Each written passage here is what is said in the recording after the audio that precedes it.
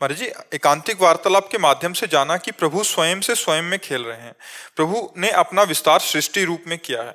अगर ऐसा है महाराज जी, तो फिर मनुष्य रूप में भी प्रभु ही हैं, और फिर उनको स्वयं का विस्मरण कैसे हो गया महाराज जी? यही माया है, यही माया है। स्वयं की ही तो जानकारी करनी और किसकी जानकारी करनी।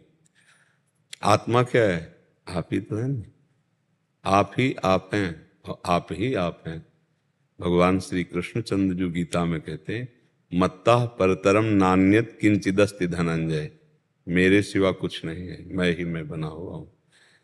अपने आप को भूल गए, इन कमरों में आके भूल गए, इस शरीर में आके। अब आपको ऐसा लगता मैं पुरुष हूं? पक्का 100% नहीं लगता मैं पुरुष हूं। फिर अंदर देखो तो मन में इतना तदात्म हो गया कि जो मन माना वही हम माना, जो मन नहीं माना वो मैं नहीं माना, जो मन देखना चाहता है वो मैं देखना चाहता हूँ, जो मन सुनना चाहता हूँ मैं। ये इंद्रियों का विलास है, आपका नहीं है। आप अपने को भूल ही तो गए ना, बस ये बात हो गई। तो आप अपने से अपने आप को भूल गए हैं। तो आपको जगाने के लिए वही आपका आत्मस्वरूप गुरुदेव रूप बैठा, वही आपको जगा दिया। जब जगे तो न गुरु न शिष्य, वही एक परमात्मा है, दूसरा नहीं है। ये खेल चल रहा है। आप जाग जाओ, जब जगोगे वास्तविक दृष्टि में, तब देखोगे परमात्मा की सिवा कोई नहीं है।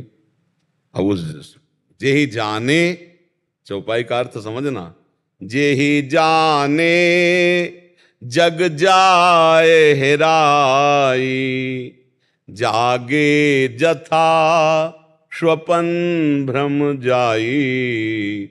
जिसके जानने से ये संसार खो जाता है। कैसे? जैसे आप स्वप्न में देख रहे थे बहुत कुछ, जब आपको जगा दिया गया तो कुछ नहीं था, न स्त्री न पुरुष न भोग न विलासता न दुश्मन न मित्र न संसार, कुछ नहीं था। ये कब पता चला? जब जगे। लेकिन स्वप्न में तो सब कुछ था ना। ऐसे ही मोह निशा सब सोवनिहारा, देखें स्वपन अनेक प्रकारा। यही जग जामिनी जागे जोगी, परमारथी प्रपंच वियोगी। कोई योगी जो परमार्थी है, प्रपंच का त्याग करके भगवान में स्थित, अब वो अनुभव में आ गए। एक चौपाई का अर्थ समझो, जहां जीव भगवान को जाना तो भगवानमय हो गया, और भगवान ही जनाते हैं। सोई जाने जे देव जनाई, और जानत तुम्हें तुम्हें हो जाए। तो वो भगवान था ही, जब जाला तो अपने स्वरूप को जान गया। अब हम लोग जो इस समय शरीरासक्त हैं, लगता है भगवान कैसे हो सकते हैं?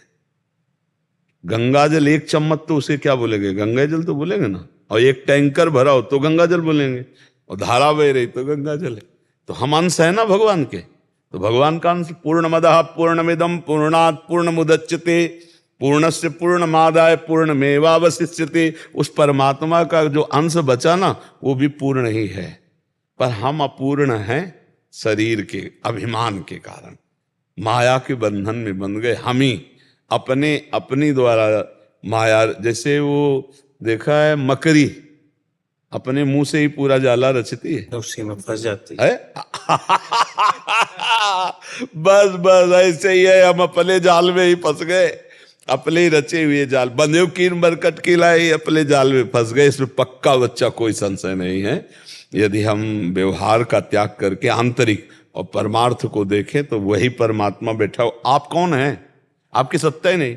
जब आपका परिचय पूछेंगे तो आप शरीर का परिचय बताएंगे, आप अपना परिचय नहीं बता। जो आपका परिचय है वो परमात्मा का परिचय है।